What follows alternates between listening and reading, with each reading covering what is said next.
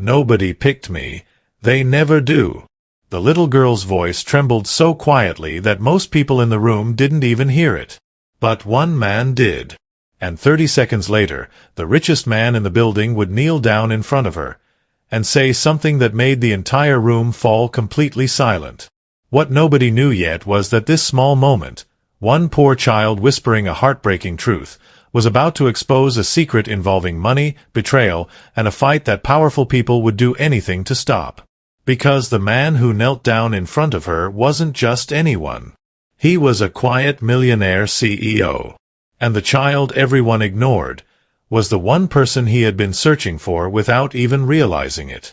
Before we continue, if stories about kindness, family, and second chances touch your heart, take a moment to subscribe to the channel. These stories remind us that sometimes one act of courage can change a life forever. The County Community Center in Pittsburgh looked like it was trying very hard to feel cheerful. Bright banners hung across the ceiling. Colorful paper signs read things like "Forever Family" and "Welcome Home." There were folding chairs arranged in neat rows. A long table near the wall held trays of sugar cookies under plastic wrap. Someone had placed a pitcher of lemonade beside them. Volunteers walked around smiling politely, repeating the same sentence again and again. "Take your time." But the children standing along the blue strip of tape on the floor knew something the adults didn't want to say out loud. They didn't have time. 8-year-old Emily stood quietly in her assigned spot. She was smaller than most of the other children in line. Her shoulders curved inward slightly, like she had spent years trying not to take up too much space. Her sneakers had once been white. Now they were gray with wear. A volunteer stood nearby holding Emily's file folder. It was thick, thicker than many of the others. Families slowly walked down the line, stopping in front of different children. They smiled gently. They asked questions in careful voices. Does she have medical needs? Is he independent? How does she behave in school?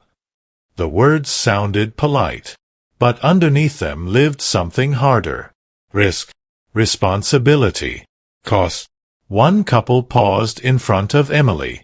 The woman glanced at the folder before even looking at the girl's face. Her eyes scanned the paperwork quickly. The man leaned closer and whispered something in her ear. Emily didn't hear the exact words. But she didn't need to. Children understand tone. The couple smiled politely and nodded. "She seems sweet," the woman said softly to the volunteer. "But maybe not the right fit for us." They moved on to another child farther down the line. Emily stayed where she was. Her hands were clasped tightly together in front of her chest. Her knuckles had turned pale from the pressure. She had learned something important over the years. Don't reach. Reaching scared people away. Across the room, near the back wall where the fluorescent light flickered slightly, a tall man stood apart from everyone else. Carter Hale. Even when he tried to blend into a crowd, he never quite could. His dark coat was tailored perfectly. His posture was straight and controlled. The quiet confidence of someone used to making decisions that moved millions of dollars. Carter was the CEO of Hale Systems, a logistics and security technology company that had quietly grown into one of the most powerful businesses in the region. When Carter walked into boardrooms, investors listened. When Carter signed contracts, markets shifted. Tonight, he had come for a simple reason. A donation. A check for the adoption center. A handshake with the director. A quiet exit. He had not come here to choose a child. At least, that's what he had told himself. Then he heard a voice. Nobody picked me. It was so soft that most people nearby didn't even notice. But Carter did. His gaze moved across the room until it found the source. Emily. She was looking down at her shoes now, trying very hard not to cry. "They never do," she whispered. Not angry. Not pleading. Just stating a fact she had learned the hard way. Something in Carter's chest tightened. He had spent years building companies, negotiating deals, and solving problems that involved enormous stakes. But this moment felt different. This was an 8-year-old child speaking with the quiet resignation of someone much older.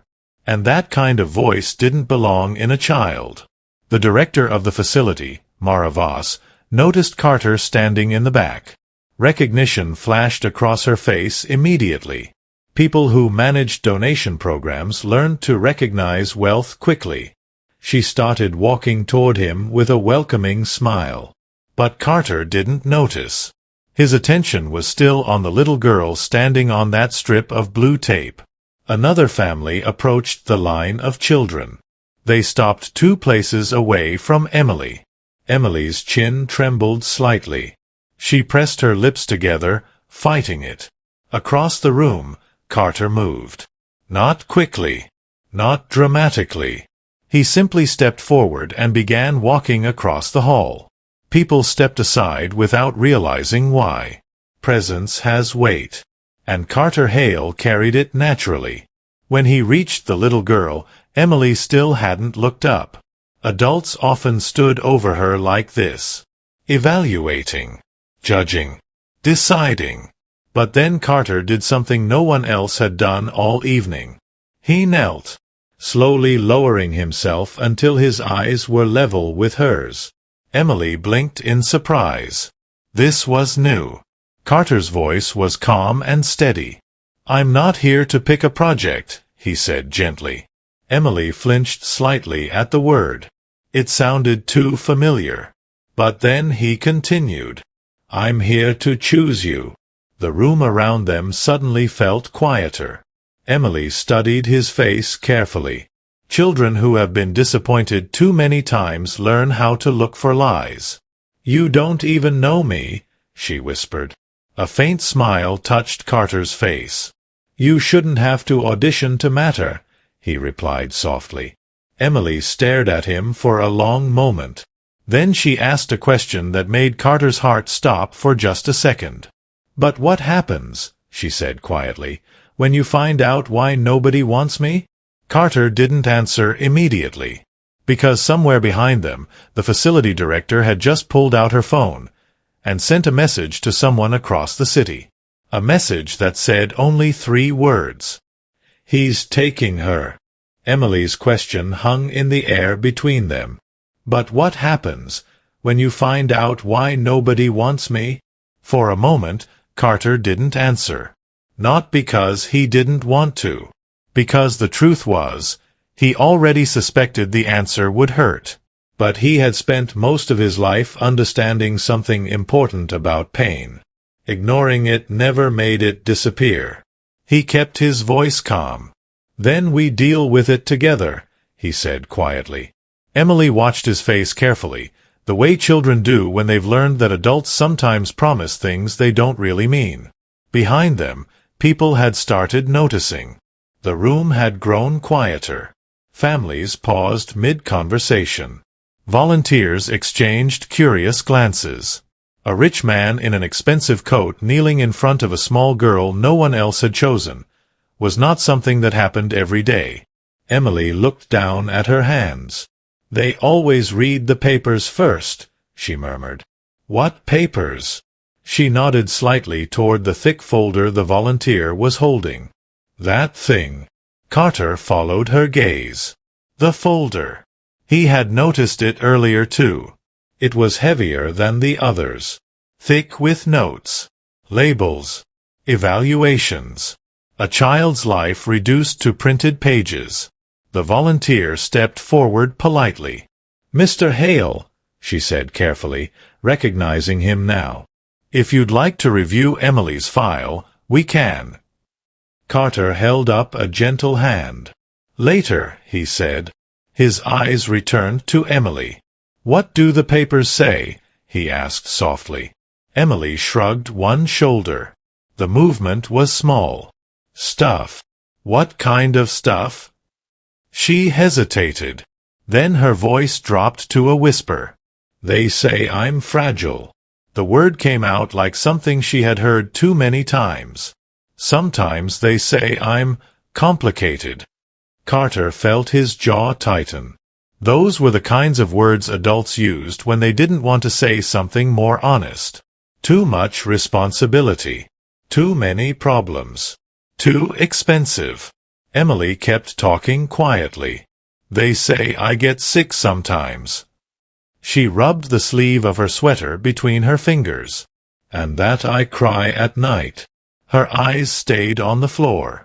People don't like kids who cry at night. Carter didn't interrupt. He simply listened. Because every sentence that came out of this little girl sounded less like a complaint, and more like a defense she had rehearsed over and over. I can be good though, she added quickly. I clean my room. I don't eat a lot. I stay quiet. Her voice rushed now, nervous. I can even help cook if someone shows me how.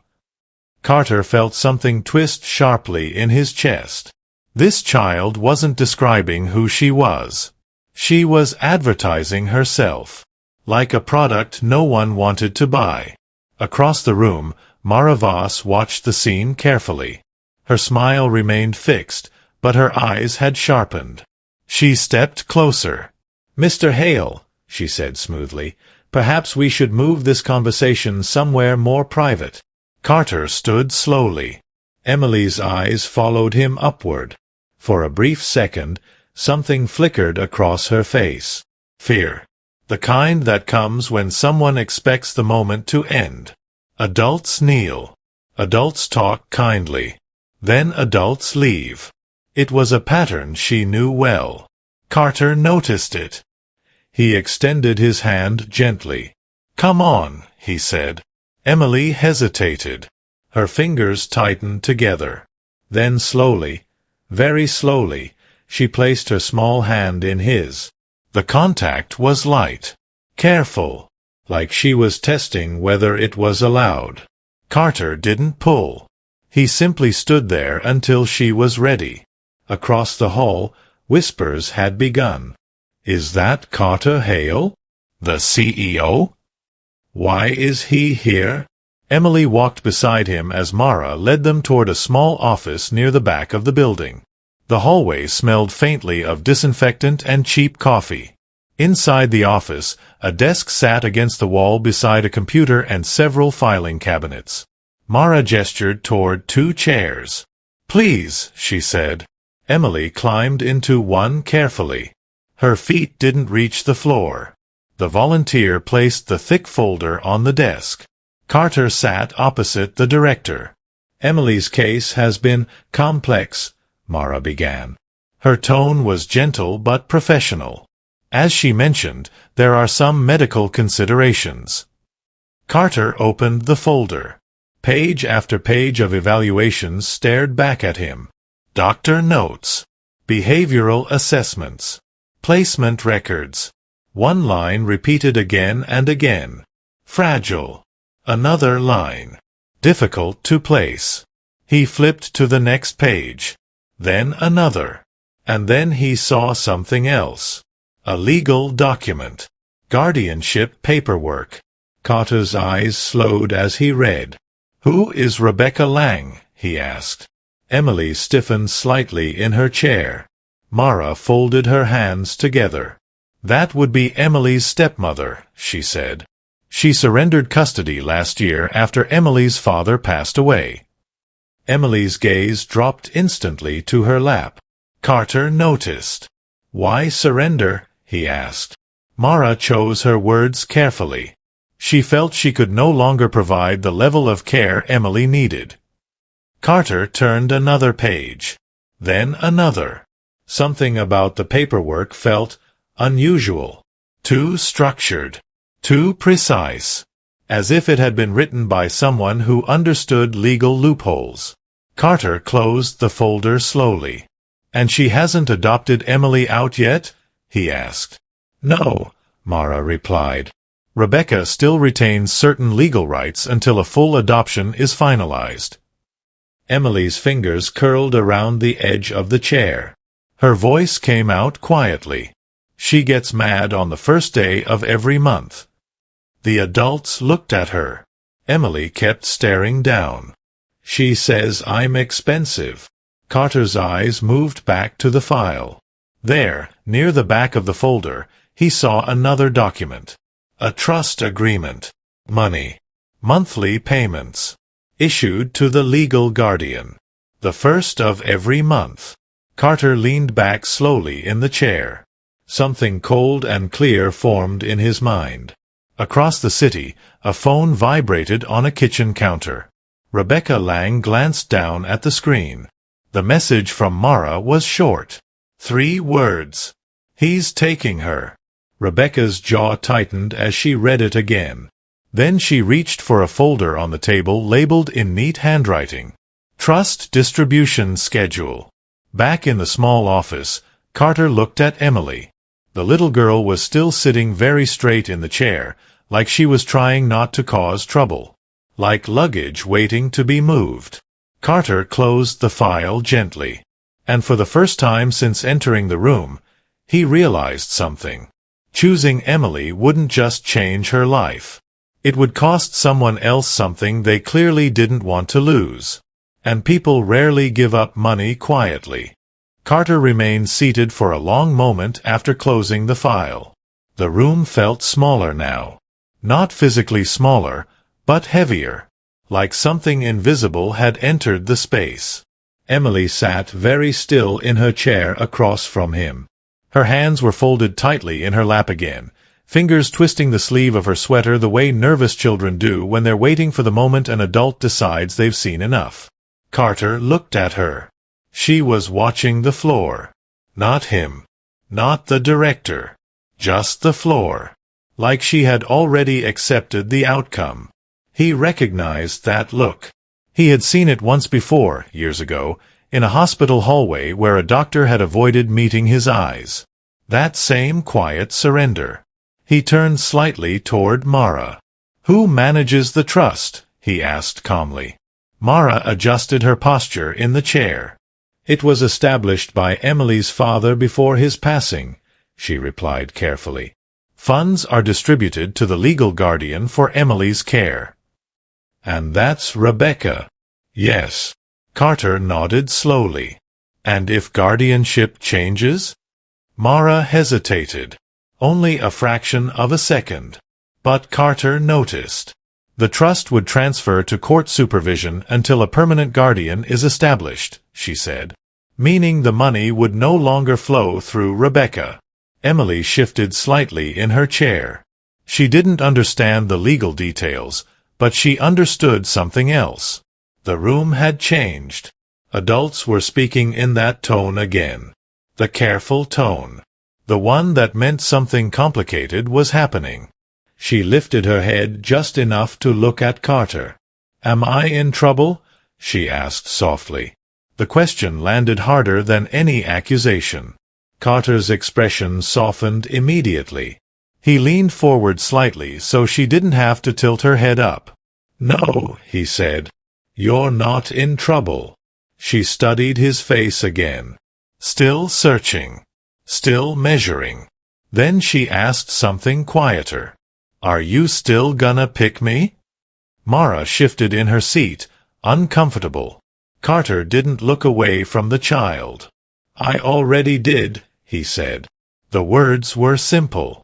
But something about the way he said them made the room go still again. Emily's fingers loosened slightly around the fabric of her sleeve. Just slightly. Carter stood. "I'll need copies of the full file," he said to Mara. "Of course," she replied quickly. "But Mr. Hale, I should mention that adoptions involving children with Emily's medical background can take time." Carter closed the folder and placed it neatly on the desk. "I'm not interested in time," he said evenly. "I'm interested in truth." Mara forced a polite smile. "Of course." Emily watched the two adults carefully. The conversation had moved into territory she didn't fully understand. But something felt different now. The man who had knelt down in front of her earlier hadn't changed. Most adults did. They started warm. Then they cooled when they heard the details. Medical needs. Nightmares. Crying. But Carter's face looked exactly the same. Come. Steady. He extended his hand toward her again. Walk with me, he said. Emily slid down from the chair slowly. She picked up her small backpack from the floor. Then she placed her hand in his. This time, she didn't hesitate as long. They walked out of the office together.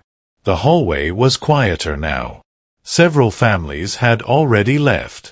A few children still stood on the blue tape line, waiting, hoping. Emily glanced at them as she passed. One little boy looked up at Carter with wide eyes. Then he looked down again quickly. Carter noticed. He noticed everything. At the front of the building, the glass doors revealed the gray evening sky outside. Pittsburgh's skyline glowed faintly in the distance. Emily stopped walking suddenly. Carter paused beside her. "What is it?" he asked gently. She looked up at him. "Do rich houses feel different?" she asked. The question was unexpected. "What do you mean?" She shrugged. "I've never been in one." Carter thought about that. Then he answered honestly. "Sometimes they're quieter." Emily looked back toward the adoption hall. "I like quiet," she said.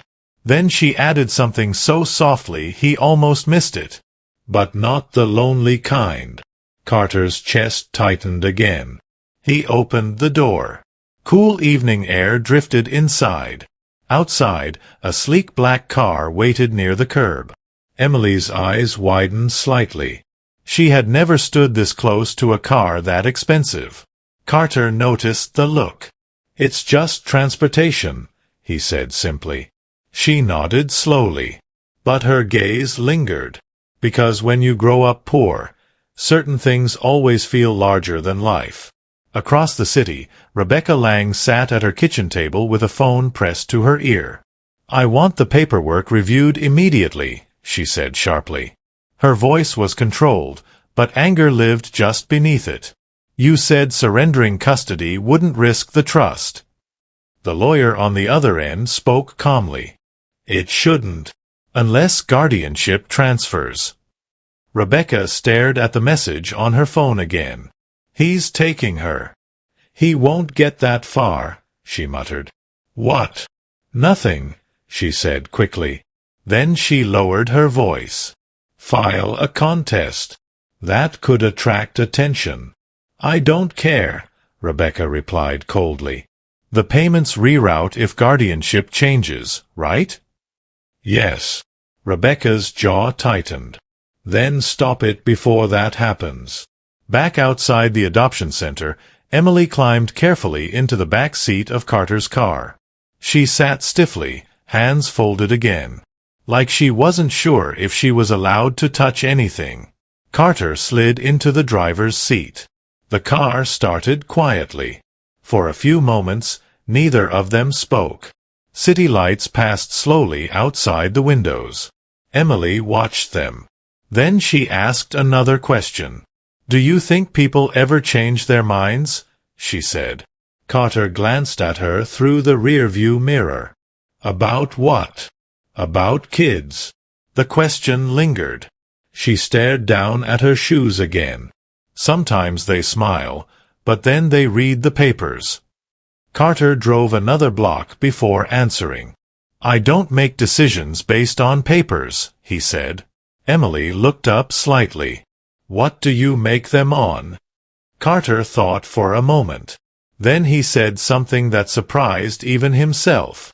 "On what feels true." Emily considered that. The car slowed as they reached a red light. Outside, the river reflected the city lights like broken glass. For the first time all evening, Emily leaned her head gently against the seat. Not tense. Not bracing. Just tired.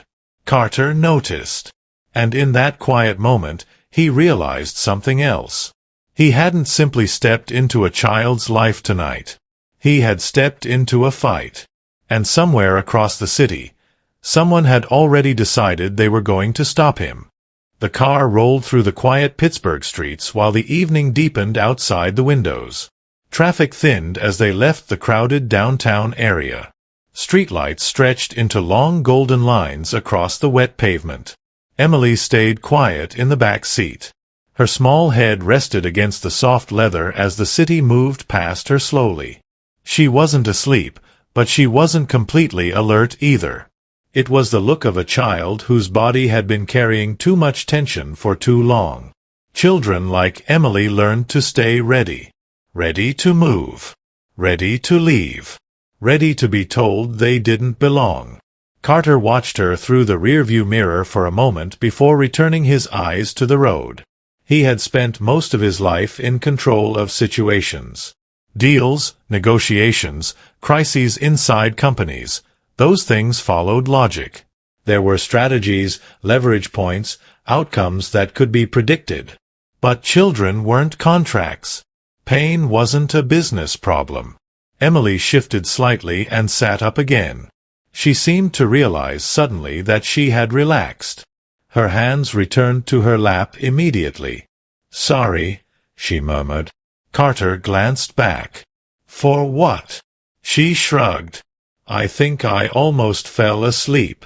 "That's not something you have to apologize for." She nodded, though she still looked uncertain. They drove in silence for another minute before Emily spoke again. "Where are we going?" "To my house," Carter said. The word house hung in the air. Emily stared out the window again. After a moment she asked, "Is it big?" Carter thought about the glass walls, the long staircase, the quiet rooms that had once felt too empty. "Yes," he said honestly. "Really big." "Yes." She nodded slowly. "Okay." But her voice didn't carry excitement. It carried caution. Carter understood why. Children who had been moved too many times didn't trust new places easily. They knew homes could disappear overnight. The car turned off the main road and began climbing a quiet hill overlooking the river. Houses here sat farther apart from one another.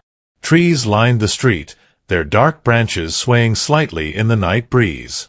When the car finally slowed in front of a tall modern house made of glass and steel, Emily leaned forward slightly. Her eyes widened. The house wasn't just big. It looked like something from a movie. Soft lights glowed through the large windows. The structure stood clean and sharp against the dark sky. Emily stared for a long moment.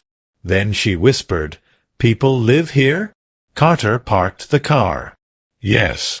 He stepped out first and walked around to open the back door. Emily climbed out slowly, clutching the straps of her small backpack. Her eyes moved across the house carefully. The tall windows. The smooth stone steps. The quiet yard. It was beautiful. But beauty can feel intimidating when you're used to small spaces. Carter noticed the way she hesitated near the walkway. "You coming?" he asked gently. Emily nodded quickly and followed him.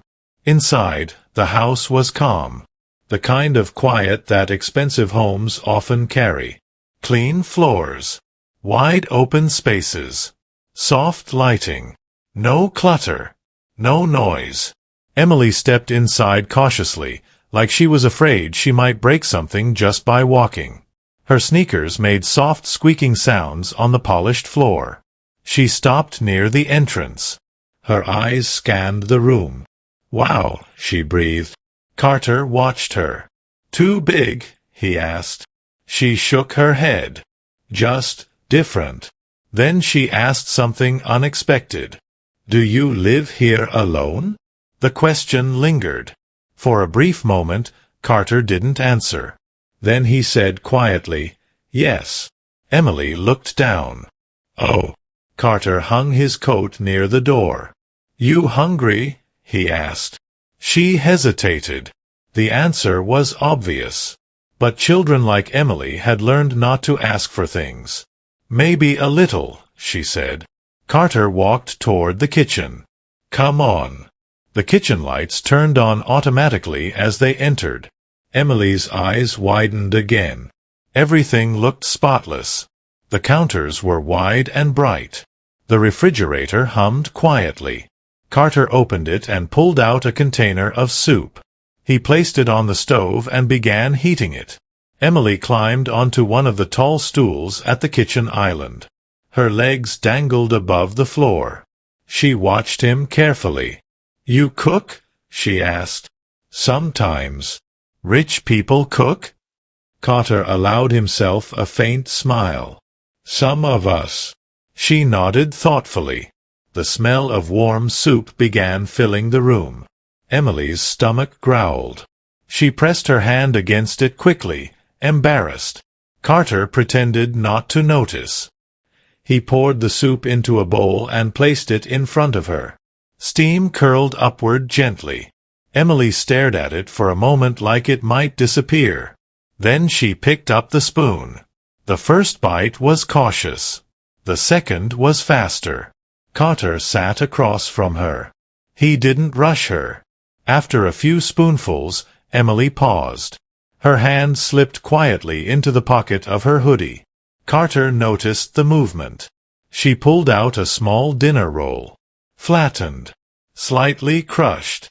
She broke off a piece and slipped the rest back into her pocket, saving it. The reflex was automatic. Carter placed another fresh roll on the counter beside her bowl. "You don't have to save food here," he said softly. Emily froze. Her eyes lifted slowly. "I wasn't," she whispered. Carter didn't challenge the lie. "You don't have to," he repeated gently. She looked at the fresh roll, then at the soup, then back at him. For the first time that evening, something changed in her expression. Not fear, not resignation. Something quieter. Something hopeful. She finished the soup slowly. When the bowl was empty, Carter stood. "I'll show you your room." Emily slid down from the stool. She followed him up the long staircase, her footsteps soft against the wood. At the end of the hallway, Carter opened a door. Inside was a simple bedroom. A bed with a soft quilt. A desk near the window. A small lamp shaped like a moon glowing faintly on the nightstand. Emily stepped inside slowly. She turned in a small circle. "This is mine?" she asked. "If you want it to be." She walked over to the bed and touched the blanket gently. Then she looked back at him. Her voice was very small. "What if Rebecca comes to get me?" The question landed heavily in the quiet room. Carter leaned against the doorway. "She won't," he said. Emily studied his face carefully. "You don't know her," she whispered. Carter didn't answer right away. Because somewhere across the city, Rebecca Lang had just finished signing a document on her lawyer's desk. A document that would begin the process of taking Emily back. And Carter had no idea yet that the fight had already started. Carter stood in the doorway for a moment longer, watching Emily as she sat carefully on the edge of the bed. The moon-shaped nightlight glowed softly beside her, casting a quiet silver light across the room. She looked very small sitting there. Not just because of her size, but because children who have been moved too many times always sit like they're ready to stand up again. Ready to leave. Her eyes moved across the room slowly, taking everything in. The desk by the window. The clean blankets. The quiet lamp glowing beside the bed. She reached out and touched the blanket again, running her fingers along the fabric as if confirming it was real. Then she looked up. "Do I have to keep my shoes on?" she asked quietly. Carter blinked slightly. "No." She looked relieved, but cautious. "Sometimes they say not to take them off," she said. "Why?" "In case we have to leave fast." The sentence landed gently but heavily in the room. Carter felt something settle deeper in his chest. "Here," he said calmly, "you can take them off." Emily slowly untied her sneakers. She placed them neatly beside the bed, lining them up carefully as if following a rule she'd learned somewhere.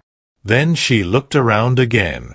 "What if I break something?" she asked. "You won't." "What if I spill something?" "Then we clean it up." "What if?" "You're allowed to be a kid here," Carter said gently. She stopped talking. Her eyes studied his face again. She had been doing that all evening. Checking. Testing. Waiting for the moment when adults usually change their minds. It hadn't come yet.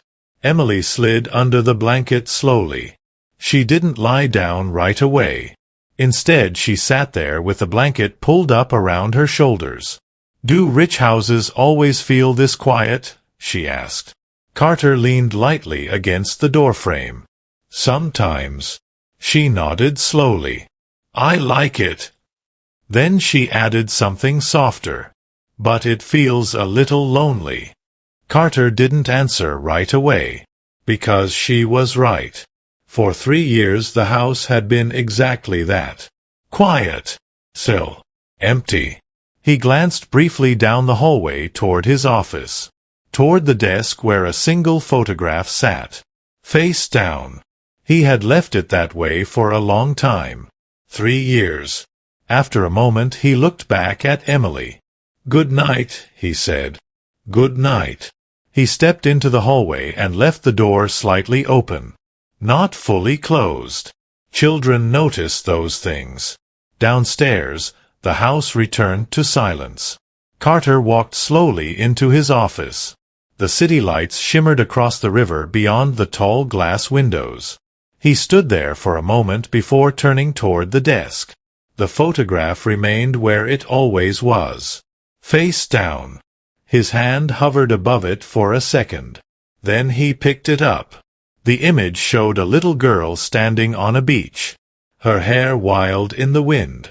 Her laugh frozen in the sunlight. His daughter. The memory hit exactly the way it always did. Sharp.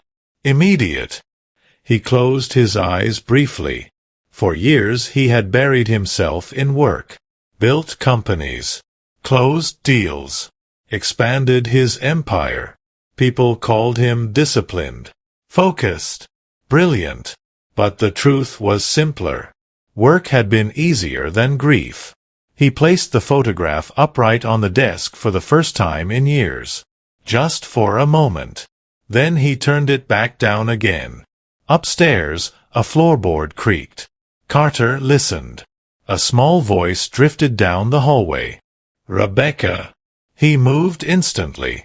When he reached Emily's door, she was sitting up in bed. Her breathing was quick. Her eyes were wide but unfocused. A nightmare. He stepped inside slowly. "It's okay," he said quietly. Emily blinked. She looked around the room like she was trying to remember where she was. Then she saw him. Her shoulders dropped slightly. "Sorry," she whispered. "You don't have to apologize." "I didn't mean to wake you." "You didn't." She looked down at her hands. "They get mad when you wake them up," she murmured. "Who does?" She didn't answer right away. Instead, she asked a different question. "Is she gonna come here?" Carter understood who she meant. "Not tonight," he said. Emily seemed to think about that. Then she nodded slowly. She lay back down again. But before closing her eyes she said something else. "She signs papers a lot." Carter's brow tightened slightly. "What kind of papers?" Emily stared up at the ceiling. "I don't know," she said. "But she gets mad on the first day of every month." Carter felt the pieces inside his mind shifting again. Trust payments. Monthly distributions. The first of the month.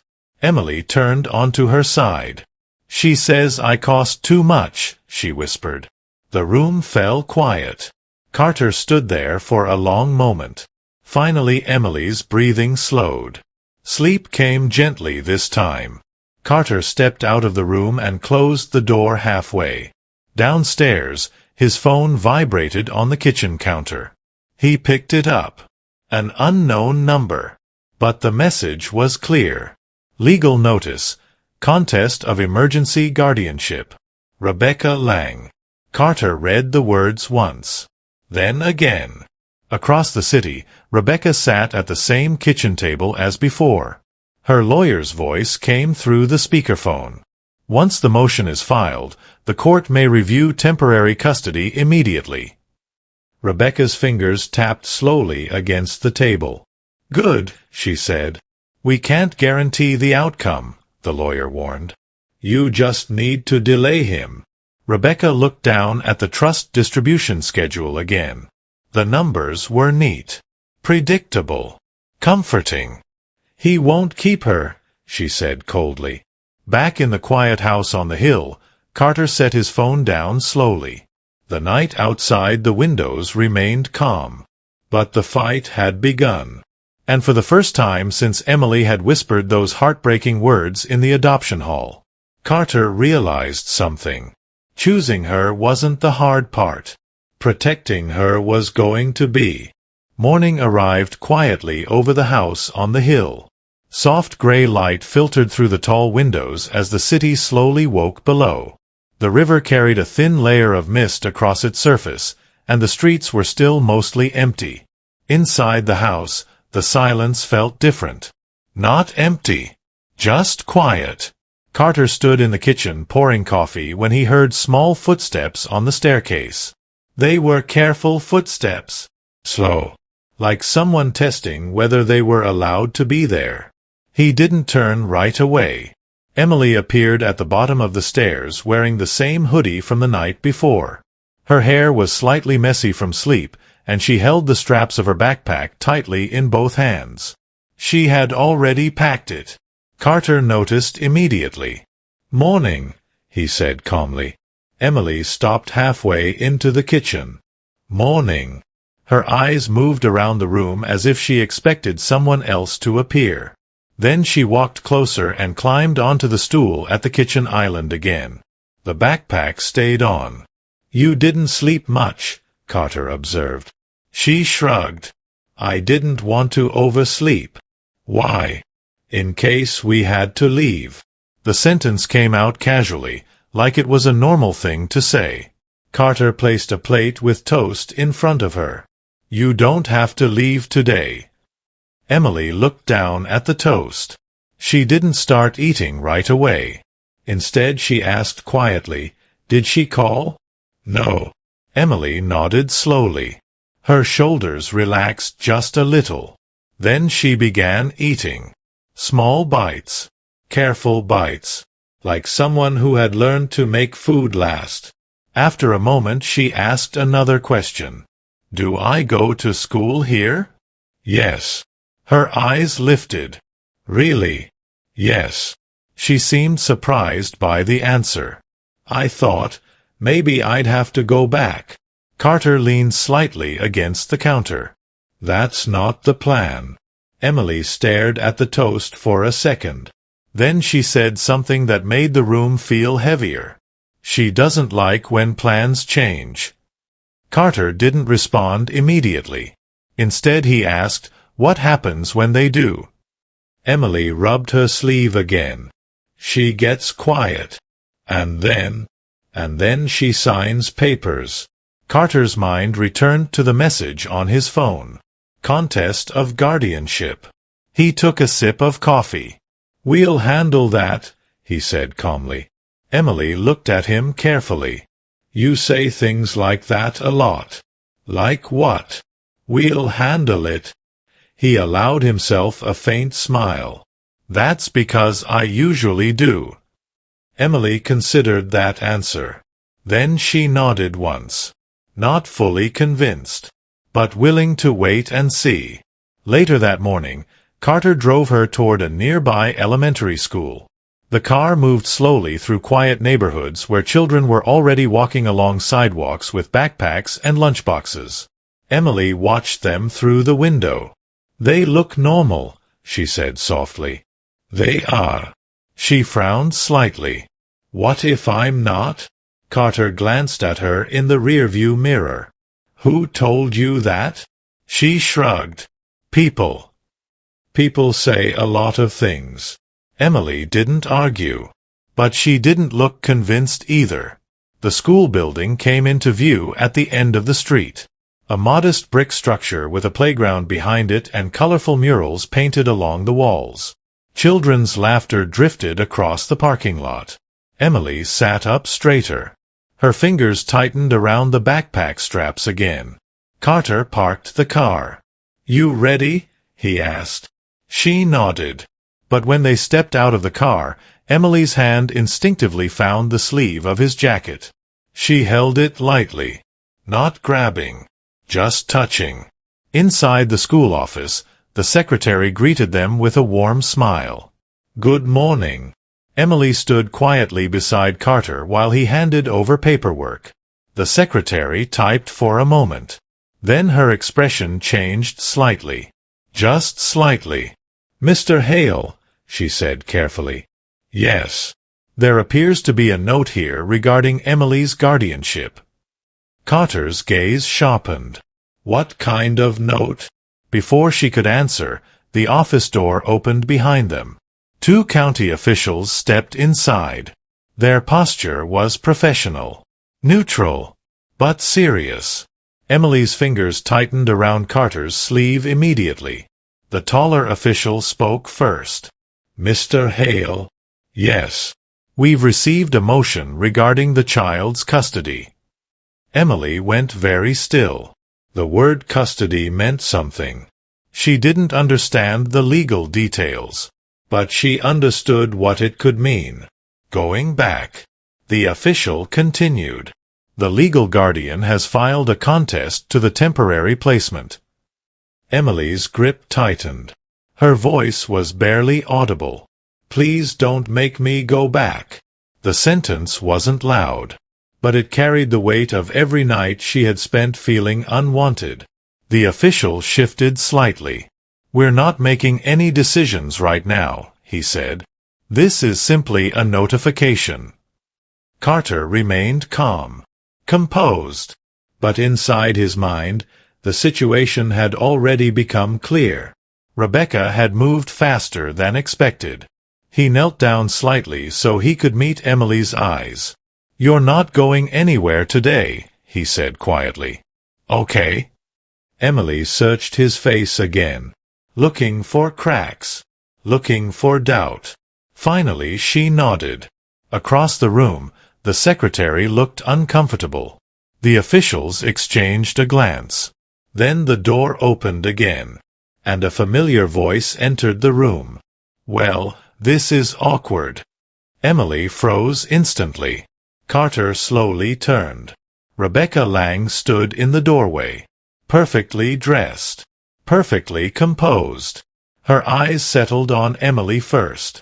Then they moved to Carter, and her smile held no warmth at all. Rebecca Lang stepped fully into the office, the sound of her heels clicking softly against the floor. Her expression remained composed, almost pleasant, but the warmth never reached her eyes. Emily's hand tightened around Carter's sleeve again. The reaction was immediate. Not panic this time, but something close to it. Rebecca noticed. She tilted her head slightly and gave a thin smile. "Well, Emily," she said lightly, "I see you've been busy." Emily didn't answer. Her gaze stayed fixed on the floor. Carter rose slowly to his full height. "Why are you here?" he asked calmly. Rebecca crossed her arms. "I believe that question answers itself," she replied. "She's still legally under my guardianship." The county officials shifted slightly, uncomfortable but attentive. Rebecca glanced toward them. "I filed the paperwork early this morning," she continued. "I'm sure you've already been informed." Carter didn't react outwardly, but the room could feel the shift in him. Controlled. Focused. "Emily stays here today," he said. Rebecca gave a soft laugh.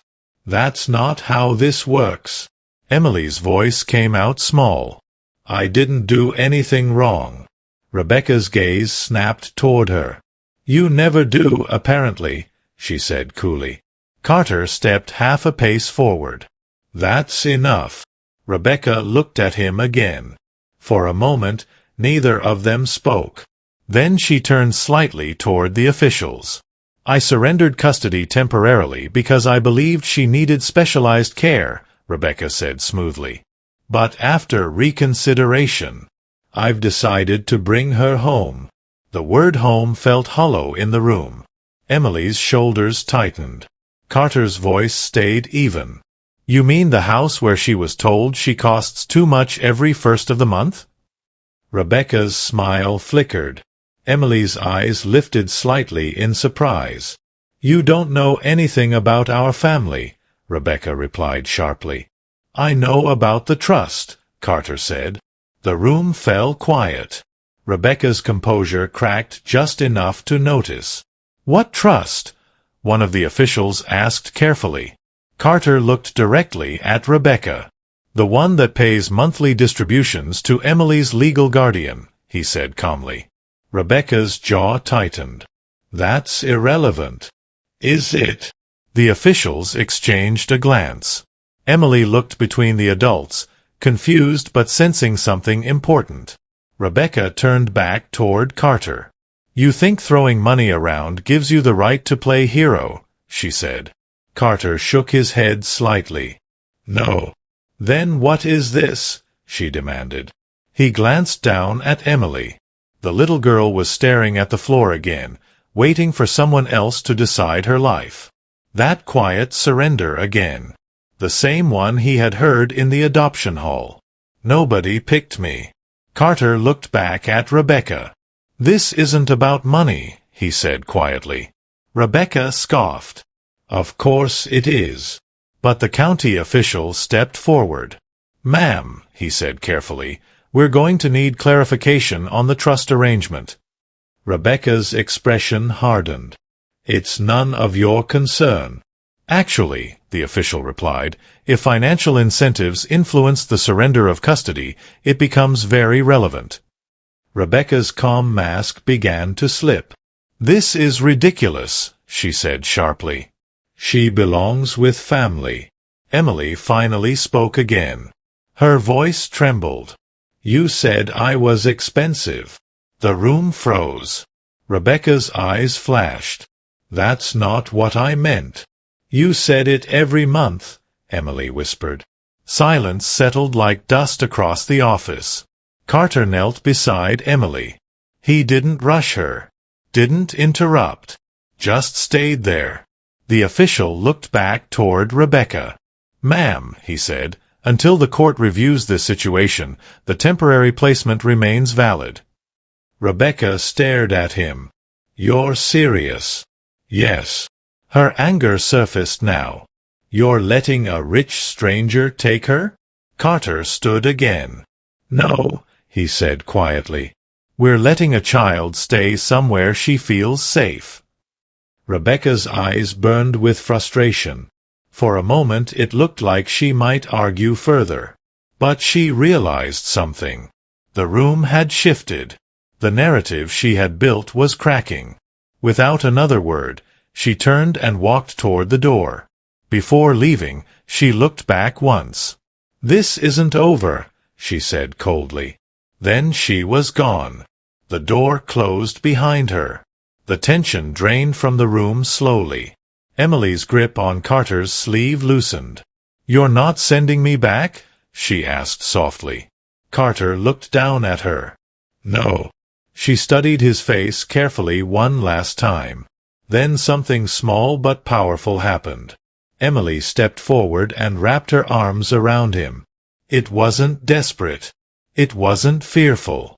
It was the first hug she had given him. And in that quiet moment, Carter understood something that had taken him years to learn. Money could build houses. Power could move companies. But love was the only thing strong enough to rebuild a broken child's belief in the world.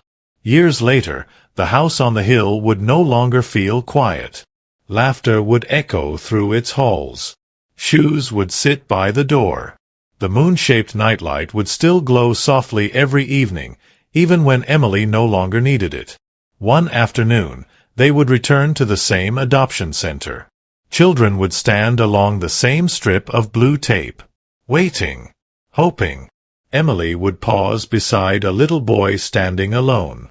She would kneel down, just like Carter once had. And she would say gently, "I know how it feels when nobody picks you." The boy would look up slowly. Emily would smile. "But sometimes," she would say, "the right person just hasn't walked in yet." Behind her, Carter would watch quietly. Not as a CEO. Not as a man with influence. But as a father who finally understood something simple and powerful. The bravest thing a person can do is choose love when it would be easier to walk away. Because kindness, faith, and humanity will always matter more than wealth or pride. And sometimes, all it takes to change a life forever is one person willing to kneel down and say, "I choose you." If this story touched your heart, consider subscribing for more stories about hope, family, and second chances. And tell us in the comments which region of the world you're watching from.